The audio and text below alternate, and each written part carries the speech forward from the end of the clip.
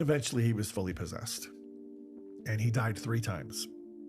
He died 3 times? 3 times. What do you mean? During his possession. They would bring him drugs. The demon would say, you're gonna take drugs today. He goes, I don't want to take any drugs. I don't have any money. Oh, we know people. And then just a guy would show up and hand him a bag of crack and shoot it into him.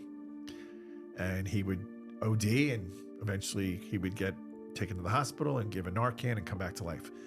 And he had no car at this point either. So like when I had to meet with him for sessions, and I'd bring him to the church, I had to go pick him up. So now I'm like, I have to have somebody with me in the car because I can't have a possessed person suddenly like reach over the back seat and start choking me as I'm driving the car.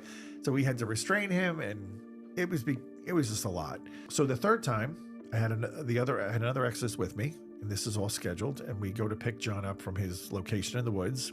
He's not there. I said, where's John? And they said, oh, he died. They took him away. I said, oh, he died. So I went to the closest hospital to that location, and he's there, and he's in ER, and he's awake. They Narcaned him again. The doctor said to me, we gave him triple what we normally use on somebody who's overdosed. Triple.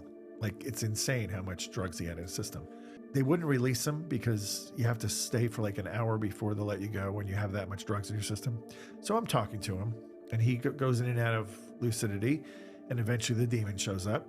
And I was with the other ex, and I said, how does this benefit you by killing him? Because he's not doing anything wrong. His death is not putting him in hell. Why is this good for you? And they said, we just like to torment him. And if it weren't for Michael, he would be dead. And I said, Michael? And he says, yes, Michael sent a League of Angels to bring the paramedics to the woods to find him. Because, who would ever find somebody in the woods anyway?